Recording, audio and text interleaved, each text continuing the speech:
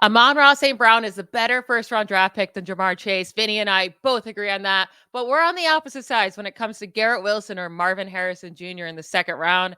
It is time to debate the tough wide receiver draft decisions on today's episode of Locked On Fantasy Football.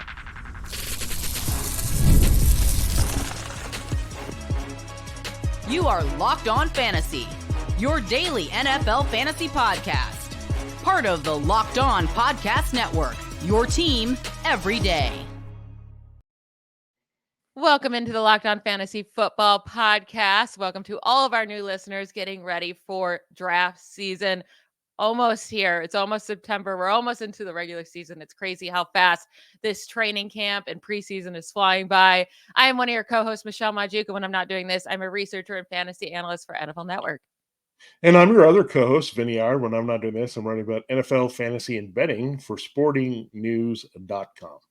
Today's episode is brought to you by FanDuel. Make every moment more. The NFL is back. MLB is in full swing. And this summer, FanDuel is hooking up all customers with a boost or a bonus daily. That's right. There's something for everyone, every day, all summer long. Visit FanDuel.com to get started. All right. So yesterday's episode, we went through all the tough running back decisions as you make your way through drafts this year. We're going to get into wide receiver tough decisions now. And starting right at the top, if you have an early pick in the first round, but Tyreek Hill and CeeDee Lamb already off the board, and you have to decide here what wide receiver you want to go with. Is it Jamar Chase or Amon-Ra St. Brown? I'm personally on the Amon-Ra St. Brown side. I believe you agree with me. Yeah, I would say conventional wisdom would push you toward Chase. If you look at rankings, that's where Chase is at. I mean, right up there with Justin Jefferson, who's going as a consensus number one. So we're not talking about him too much in this decision. Then it looks like it falls in line here with Lamb and Hill. So this is the first real decision I think you have. And I think when you look at Amon-Ra St. Brown, he's still the top option on his team. They're still trying to figure out who's going to be the second wide receiver. We know Samuel Porta is really the second target on this team. And you have Jahmyr Gibbs coming up out of the backfield in the passing game. So pretty simple, straightforward breakdown. I mean, the Lions, there's no variables. You have the same quarterback. You have the same offense. You have the same role for Amon-Ra St. Brown. He's coming off a big year. The one thing that's different is he got paid. He got paid a ton of money, so he's going to be happy about that. That's not going to weigh him down at all. So, yeah, I think when you look at the volume, and he started to score touchdowns as well, like I think he's evolving as a receiver, where he's just not the slot option, but just an overall number one and dominating everywhere on the field. So I love Amon-Ra St. Brown. I also think there's going to be a big drop-off in targets to other wide receivers, where we know with Jamar Chase, you've got T. Higgins, and T. Higgins is going to cut into some of his production at some point. I get Tyler Boyd's not there, but they're going to find other guys to spread the ball around to. So I think because the presence is a clear number one receiver, I'm going St. Brown over Chase, where I think Higgins is going to be a bigger factor than we would like. Yeah, I don't think there's a bad choice here. I think Amon-Ra St. Brown will be a lot more consistent from week to week. And then also, like last year, he averaged 17 points per game in half PPR. That's more points per game than Jamar Chase has ever averaged in a season. Even in his year, he had 1,455 yards and 13 touchdowns. He averaged 15 and a half fantasy points per game. And again, Amon-Ra was at 17 last year. So I think he's going to be more consistent, and he clearly has already shown that he can put up more points than Jamar Chase. And I also was going to bring up, I was looking at his home road splits because I was like, for some reason I had it in my head, well, because Jared Goff stinks away, then we have to be worried about playing Amon-Ra St. Brown on the road. That actually wasn't the case at all last year. He averaged more points on the road last year. He averaged 17.2 fantasy points per game on the road last year, 16.6 at home. So it was a very even split between home and away. So just because Jared Goff stunk, it didn't hurt Amon-Ra St. Brown for fantasy last year on the road. So I thought that was really nice to see. And because of that, I just going with Amon-Ra St. Brown early. Now, later on, either in the end of the first round, early second round, you're going to have to make this decision if you're looking for a wide receiver. It's Garrett Wilson, who gets Aaron Rodgers, or Marvin Harrison Jr. as a rookie going this early in drafts. Which side are you on? Because we have a different opinion on this one. Yeah, this one was really tough. I tried to examine everything that I could. I mean, Aaron Rodgers' health is a little bit of a variable. We know that, but at least he has Tyrod Taylor to lean on instead of a mess of quarterbacks.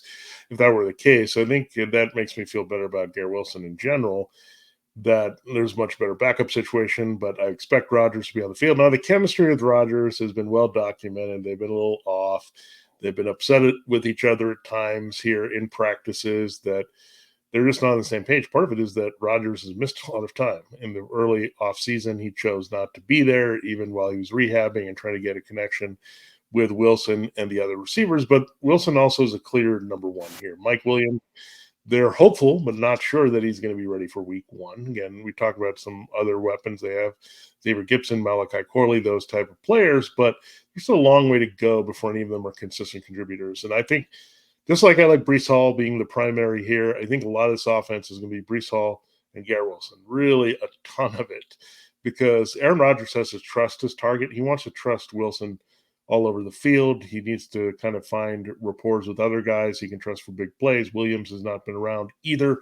So I do like Rodgers with Wilson. I don't necessarily think there's going to be too much there that we're going to be disappointed in, because I love how Garrett Wilson also runs routes in the red zone. He has a one play where he makes a move.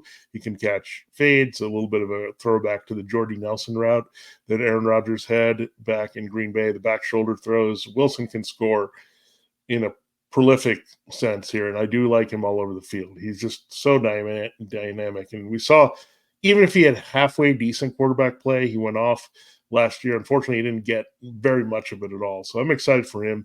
And Rodgers slightly over Kyler Murray in this connection with an Ohio State receiver. So I'm going with Marvin Harrison Jr. and both are very talented players. Like I think Garrett Wilson's a very talented player, but Marvin Harrison Jr. I think can be on the level. Like if he hits his ceiling, what we think he can be, I think he can be on that level of a Justin Jefferson talent level. Well, Wilson, I do think is a tier below that, even if he does get good quarterback play. Also, both should be hyper targeted in their offenses, so that's great. It really comes down to that I trust Kyler Murray in his prime, a year removed from the ACL tear, more than Aaron Rodgers, who's 40 years old on a new team coming off an Achilles tear. That's really what it comes down to. We saw Wilson last year have the fourth most targets in the league at 168 targets, but was still wide receiver 40 in fantasy points per game in half PPR leagues. Yes, Aaron Rodgers should make that different, right? Like, I don't think if he gets that many targets with Aaron Rodgers, is going to be close to that bad. But also at the same time, Aaron Rodgers has been incredibly bad under pressure since 2021. Actually, the only quarterback that's had a worse completion percentage than Aaron Rodgers under pressure was Zach Wilson, the guy he's replacing. Like, it's been incredibly bad for Rodgers when he's been pressured over the last few years. And the Jets offensive line stunk last year. They did try to fix it this year. We'll see if it's fixed, right? It's not easy just to overhaul an offensive line and have them gel. Those are all my worries. I think Garrett Wilson will be a fine fantasy asset, but I just feel somehow I feel better. And I feel like it's less risky to take a shot on the rookie Marvin Harrison Jr. Yeah, I mean, Garrett Wilson would be the example of a post-hype sleeper that can turn into a stud here. Sleeper in relation to the rest of the wide receiver ones. I think he's that talented. So I'm going with the more seasoned talent here with Garrett Wilson. That's it. I mean, Marvin Harrison could make waves here really quickly, but he does have to share a little bit with Trey McBride. I think the Cardinals' offense overall will be a little bit more diverse than the Jets. And the Jets, sometimes you want it to run through two players a ton, like we've seen, obviously, with the Chiefs back in their best days. I mean, they had Tyreek Hill and Travis Kelce and made it work with those two guys. You don't mind just being two guys, a very compacted offense. And that's what I think you get here with Wilson. I mean, I love Harrison as well. It's going to be a tough decision. That's why we break it down for you. But yeah, I think as it develops, it could go either way as we keep that in our head. But eventually we're going to have to make a call. And I think I would lean a little bit more to Wilson, because I think he has the same type of upside with a little bit experience there. And that's how I'm calling it here. And we'll have some really good ones, I think, in the second segment here of the episodes. Yeah, still a good 6 more to go. So I'm looking forward to breaking those down with Michelle. Yeah, we have two really young guys, again, going into their third season, going back to back. So we'll get into Chris Olave versus Drake London right after we hear from one of our sponsors. This show is sponsored by BetterHelp. Comparison is the thief of joy, and it's easy to envy other people's lives. Therapy can help you focus on what you want instead of what others have so you can start living your best life. I personally use online therapy over the last few years. It's been amazing for me, for my anxiety, for my irritability. I've learned positive coping skills. I've learned how to set boundaries. It really just makes me like the best version I can be. I always feel like a brand new person after I get off my online therapy. If you're thinking of starting therapy, give BetterHelp a try. It's entirely online, designed to be convenient, flexible, and suited to your schedule. Just fill out a brief questionnaire to get matched with a licensed therapist, and you don't have to stress because you can switch therapists anytime for no additional charge. Stop comparing and start focusing with BetterHelp. Visit betterhelp.com/lockedon today to get 10% off your first month. That's BetterHelp, HELP.com/lockedon. Now, Drake London was your bus candidate, and Chris Olave was my bus candidate. But if you had to choose between the two, you're sitting late in the second round and you want to take a wide receiver, and those are your top two options on the board. Which one are you going with, Vinnie? Yeah, this is kind of getting tough because we have some weird vibes from the Saints quarterback situation now with Derek Carr. I don't think he's in any danger of being pushed out by Spencer Rattler, but that's what the fans want. So, but what I want is Derek Carr to be in there because he's going to put the ball in the hands of Chris Olave and Rashid Shaheed and take care of the top weapons here. So, yeah, Drake London. I did like Darnell Mooney as a late sleeper. I do like Kyle Pitts a lot, but I still think Chris Olave is going to be dominant alpha. Where I think London and Pitts might share the spotlight there, getting a lot of passes from Kirk Cousins. So when I look at Derek Carr, he's going to stick with the one note, keep it simple. Juwan Johnson's hurting. That helps Chris Olave because he's a better route runner all over the field. Rashid Shaheed is a better speed, quickness threat to make some big plays. But when you look at Olave, he's pretty solid. He just needs a guy to get him the ball consistently. Carr, I think, will work on that in year two.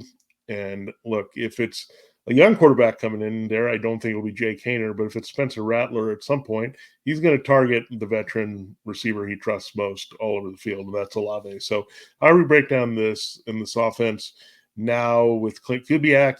I think Olave is the clear one. I think Shaheed, we mentioned Michelle liked him as a deep sleeper here. I like Mooney. So it's very interesting that we're kind of following what we're thinking about with our sleepers and bus and really following through on that.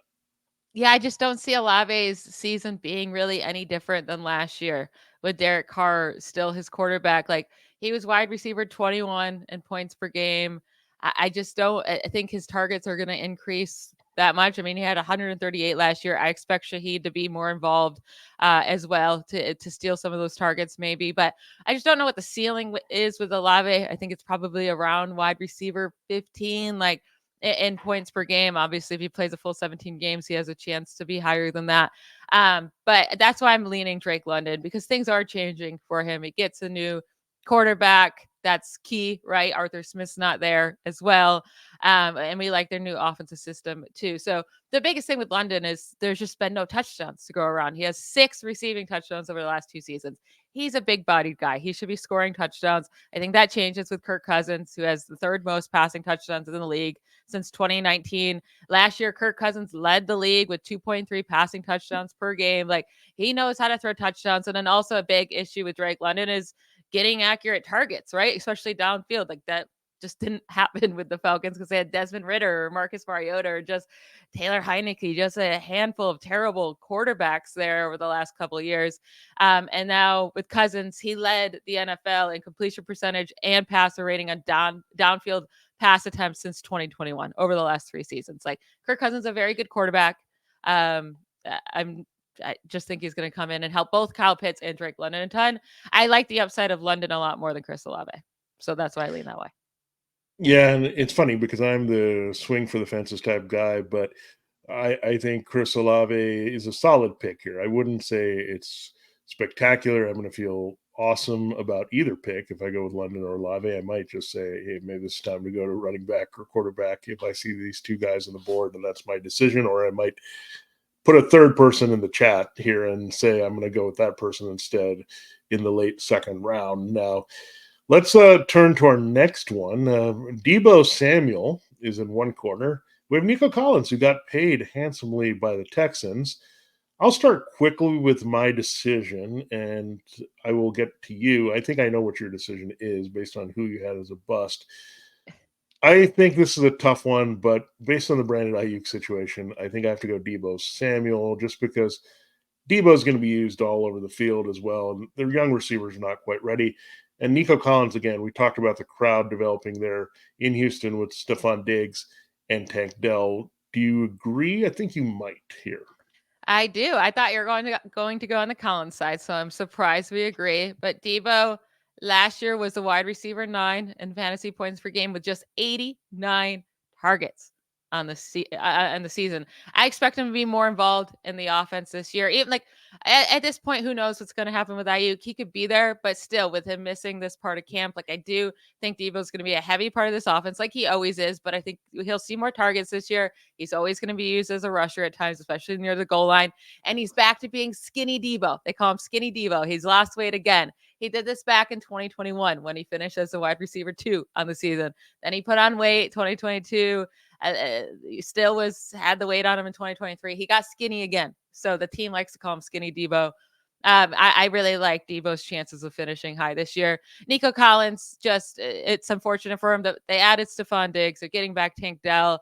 He finished as the wide receiver 25 or worse in 9 of 15 games played last year, including 4 games scoring outside the top 50. Like it was really came down to 5 really good games and the rest not really doing anything. So I'm off of Collins. I like Deebo.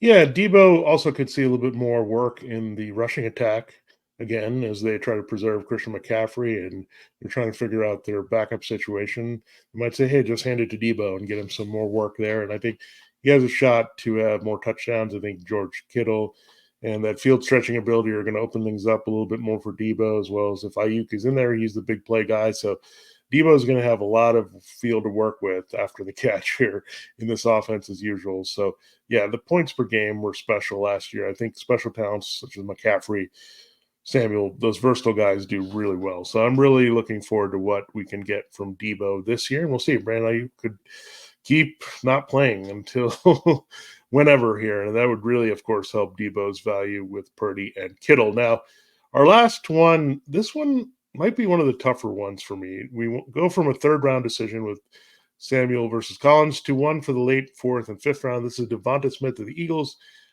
and another guy from the NFC East, Giants rookie Malik Nabers. Now, on this one, I'm going to hold mine.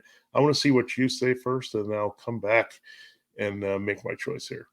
These are 2 guys we like this year. We're higher on DeVonta Smith than his ADP, right? Like we think he can be really good in Kellen Moore's system. We're excited to see this Eagles offense, and Smith is a really good wide receiver. Now, I just don't think that their ceilings are even close, though. Malik Nabers and DeVonta Smith. Like if Malik Nabers hits, he can be a top 5 guy. He really could be. So I'm going on the Malik Nabers side because I really believe in his talent. I loved him coming out of school at LSU.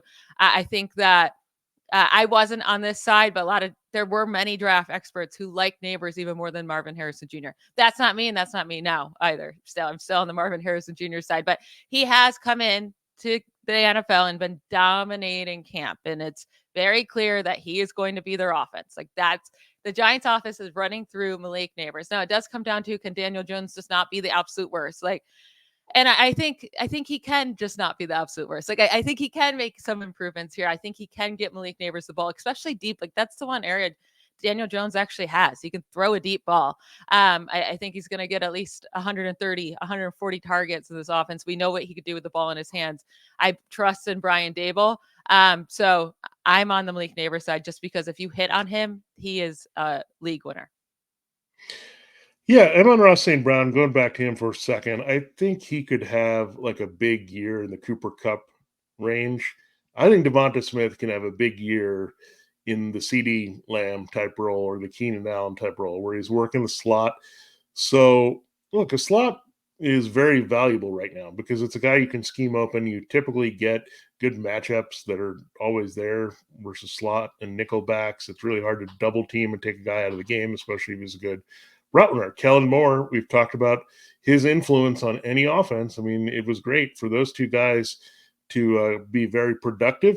And I like DeVonta Smith, honestly, ahead of A.J. Brown this year overall, because I think That's his wild. volume is going to be good. I think he's just, again, if he was on any other team, I think we would herald him a little bit more, but he's having to fight with A.J. Brown. But this guy was special. Like, he's a special player all around. I mean, he didn't win the Heisman as a wide receiver for just luck here. I mean, he was just the dominant force on the Alabama offense. I think he's been still a little bit untapped here in this offense, and really there's not a lot of options still on the Eagles. It has to be A.J. Brown or DeVonta Smith a lot of games. I think Smith will be more consistent. He'll have some spike weeks, of course, when A.J. Brown, by the defense, again, even the defense underestimates Smith because they often put the double team on Brown, partly because they don't want to have the big plays and be down by the touchdown so early. But I do like Malik Nabers quite a bit. Again, maybe I'm playing a little bit conservative here with the rookie wide receivers, more so I did than the rookie quarterbacks, right? But again, I love DeVonta Smith. I could just be too much into him at this point to open my eyes to someone else there. But Malik Nabers, again, the Daniel Jones factor has to be in there. I do like Nabers having a big year as well. But maybe the answer is, unlike London or Olave, where I want to avoid that situation altogether, I'd really like to get both these guys on my team back to back as a wide receiver 2, wide receiver 3. And keep in mind, Yeah, if you're someone at lets Smith that slip, round there with yeah, the three, do it. 4 turn. You can use both picks on these guys. Yeah, that's okay. I mean, hopefully someone will make a bad decision in your league and leave these really good players where you can have that control and get both of these guys. Maybe you're at a turn, right? And you can just add both of them there at that spot. Because again, we were talking about late 4th, early 5th. You could be picking late in that round and have back-to-back picks, and these two could be very ideal for you as well. So a lot of good stuff there. We will unpack 3 more tough wide receiver draft debates in our final segment on the show. This episode of Locked On Fantasy Football is brought to you by FanDuel Sportsbook. Yes, it's here week 2 of the preseason. Speaking of DeVonta Smith, the Eagles are kicking off here with the Patriots. It's going to be a lot of fun. There are no Friday games, but a lot of action Saturday and Sunday, some primetime affairs as well if you want to get in on the preseason action. And we love sports, and this is a big part of it. We love them so much. We want them to be back, and we want to get in on the action in the preseason here, even without the playoffs in other sports. MLB is also in full swing, so you can check out the regular season games there. The sports will be sportsing like you want them to. FanDuel is going to let you keep the sports going whenever you want. All you have to do is open the app and dream up any bets anytime you're in the mood. And this summer, FanDuel is hooking up all customers with a boost or a bonus daily. That's right. There's something for everyone every day all summer long. So head over to FanDuel.com. Start making the most of your summer. Get in on the NFL action now. And of course, FanDuel is the official sports betting partner of Major League Baseball. That's it. Get in the action at FanDuel.com. All right, Michelle, time to close the show. Our next debate here, and programming note, we will have the quarterback debates tomorrow. So that'll be a lot of fun as well as we close the week.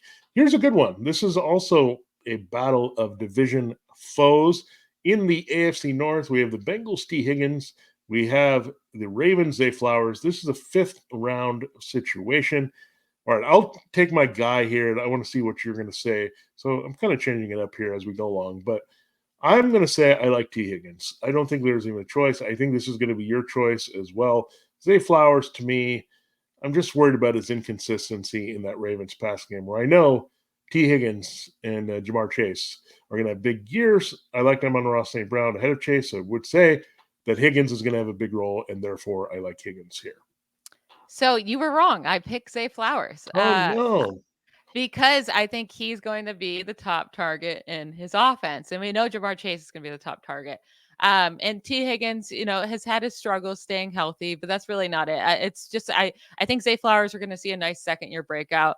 Zay had over 800 receiving yards in his rookie season. He had over 1,000 receiving yards, including the playoffs. And then from weeks 12 through 18, a good 7-week span, he averaged 17.3 fantasy points per game in PPR, right? I do like him a little bit more in full PPR than half PPR, but still, even in half PPR, I'm still picking him over T. He started scoring touchdowns finally towards the end of the year, scored 5 receiving touchdowns over his last 7 games played, including the playoffs. He had just 1 touchdown prior to that. But if you look at his fantasy points from weeks 12 through the playoffs, 23 points, 20 points, 22 points, 20 points, 21 points, only 2 bad games in that span. Like, I think he started to come along even prior to his late season breakout from weeks 2 through 11 with Mark Andrews playing, because I know people will say, well, Mark Andrews is coming back. He led the team in targets with Mark Andrews playing. The touchdowns need to come his way more, but I think they will. So that's why I'm leaning on the Zay Flowers side. Yeah, I'm going with Higgins because I'm realizing again what his role can be here. They're going to need him a lot here with no Tyler Boyd. So again, we talked about Higgins maybe seeing a few more slot snaps than he usually does. He can play inside, and they've used him that way to scheme him open, especially when Jamar Chase is seeing double teams downfield. So that's where I'm going with T. Higgins. Now, the curveball here is George Pickens is right there. I don't know if I could take either of these guys out of George Pickens. I've been such a George Pickens stan all really offseason long, really since I saw him at Georgia. And I was sad he got hurt, and then he came back and still landed in a very good spot with the Steelers. I was really surprised how he kind of worked his way into wide receiver 2 territory late last season, and that was with a quarterback mess. Now he gets Russell Wilson as his quarterback. So as much as I like Higgins, and I do like Flowers too, I think if Pickens was on the board, that temptation could push me in that direction. Yep, I think we'd both go George Pickens there with those options. But if Pickens is off the board and you have to make this decision between Higgins and Flowers, 2 guys, like I like T. Higgins as well. I'm just leaning Flowers. But yes, George Pickens we like more, and that will likely be our guy if we're sitting there in the 5th. Now in the late 6th, 7th, or late 6th, maybe early 7th round, you might need to make this decision. Christian Kirk or Terry McLaurin. I 100% know you're going with Terry McLaurin. So let me give my Christian Kirk side real quick here. We know Calvin Ridley's gone, right? I think Christian Kirk is going to lead this team in targets. He already is dealing with a calf injury, so we'll have to monitor that. But if he's good to go for the season by the time I'm drafting, then I'm fine with it. It was Christian Kirk who led the Jaguars in receiving yards from weeks 1 through 13 prior to getting that season under injury. It wasn't Calvin Ridley. And we already seen Christian Kirk finish as a top 12 wide receiver with Trevor Lawrence and the same head coaching staff. So finished as a wide receiver 12 in fantasy in 2022, had 1,100 receiving yards, had 8 receiving touchdowns. His 11.8 fantasy points per game in 2022 were more than McLaurin has had in any of its last 3 seasons. His 200 fantasy points scored were more than McLaurin has ever had in a season. His 8 receiving touchdowns were more than McLaurin has ever had in a season. I know you're excited about Jaden Daniels, like helping McLaurin, but really, we don't know their connection yet. We don't know how many touchdowns Jaden Daniels is going to throw, not run. So that's why I'm on the Christian Kirk side. Yeah, and it really is a lot to do with Jaden Daniels. I know Trevor Lawrence has been up and down a bit here.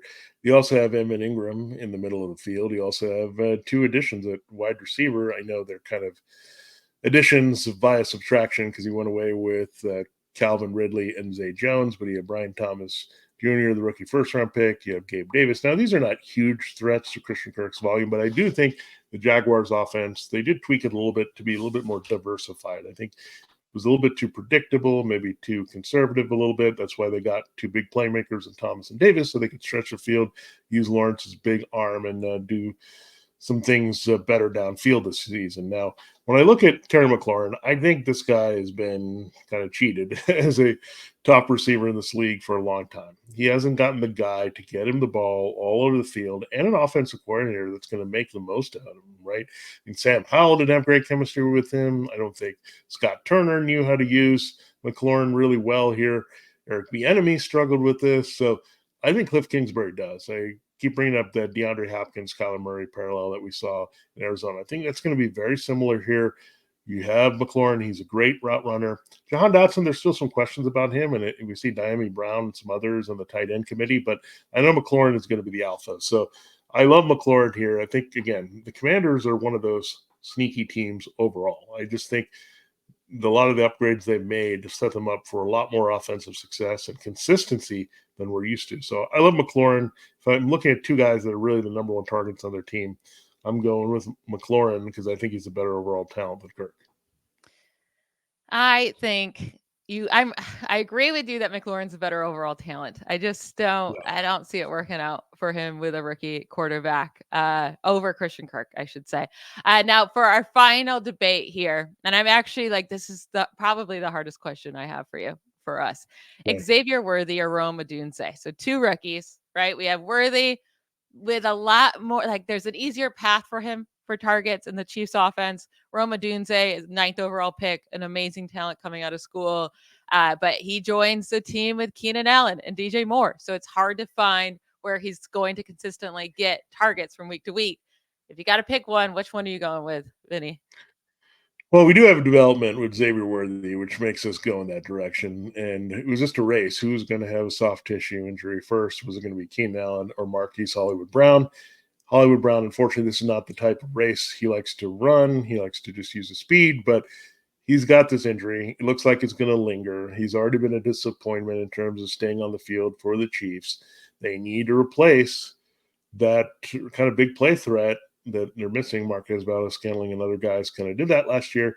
You also are waiting on a Rashee Rice possible suspension, so it could all line up well for Xavier Worthy to have a nice rookie year if Brown and Rice are kind of not available in key spots and he gets more reps with Patrick Mahomes. I know they have some other guys that Mahomes likes. The veterans, they even brought back Mecole Hardman. Justin Watson is still lingering here, but I think Worthy just – there was a reason he was in high demand as a first-round pick. They want to get him on the field and make some plays, and especially if Brown's out, I think that gives him a real direct path. Odunze, again, I might actually like Odunze's upside later, but if I need some production, I'm always looking early, right? I want to get on a roll with my fantasy team. Odunze is a great stash, but I think Xavier Worthy might have value sooner than he would this season. Worthy situation makes so much more sense for us to like be so excited. But does this kind of feel like the Clyde Edwards-Helaire situation versus Jonathan Taylor a Could few be. years ago, where we're overlooking that Jonathan Taylor is such the better prospect, right? Coming in. I like Xavier Worthy a lot, but he's not close to Rome Odunze. And we're like, oh, but like Clyde Edwards-Helaire has to be amazing. He's with the Chiefs, he's in the backfield. Like he has such an open opportunity. But like with Rome Odunze, he doesn't need that many targets to be great. Like he could be like what Brandon Ayuk did last year, where Ayuk only got 105 targets. He got 7 receiving touchdowns, but he averaged 18 yards per reception. He was hyper efficient. Now it was in college, so it's completely different. But last year, Odunze led the FBS in receiving yards and led all players who had 70 plus receptions in yards per reception at 17.8 yards per reception. Odunze had 32 receptions of 20 plus yards last year. He and Malik Nabers were the only players with more than 23 receptions of 20 plus yards, and he had 32. So like he can make huge plays, and we're seeing it every day in practice. Like they're connecting. It's Caleb Williams and Rome Odunze continue to connect on these big plays. So he doesn't need a lot of targets to be a pretty solid fantasy asset. So I think maybe we're overthinking it. But I agree with you. Like Xavier Worthy, it makes more sense his situation. But I think when it comes down to it, I think we're overthinking it, and I think Odunze is probably the better pick. Now, this is another way to make your decision easier. If you've got a team where you think is set for the early part of the season, you might say, okay, I'm just going to add a guy that I want to be a stash later who can help me in the back half of the season. If injuries or attrition take over, you're going to say Rome Odunze can help me, depending on the receivers you have. Now, maybe you need some production earlier, and maybe Rice gets suspended for a few games, Brown misses a few games. Then Worthy might have more appeal as a rookie right away. So that's another way to help you make your decision based on the decisions you've already been making at wide receiver. That's a very good point. If you want very risky early on as well, like maybe you go on to the Worthy side because you feel a little bit better about his target share. But I think both have a high upside. Odunze, though, especially if there happens to be an injury to Keenan Allen or DJ Moore, man, his ceiling is very, very high. That is it for today's episode. Thank you to you all for making Locked On Fantasy Football your first listen every day. Everydayers will be back tomorrow having the same conversation, but with quarterbacks. We will help you make those tough quarterback decisions in your draft. It'll be fun. Don't miss it. Bye, y'all.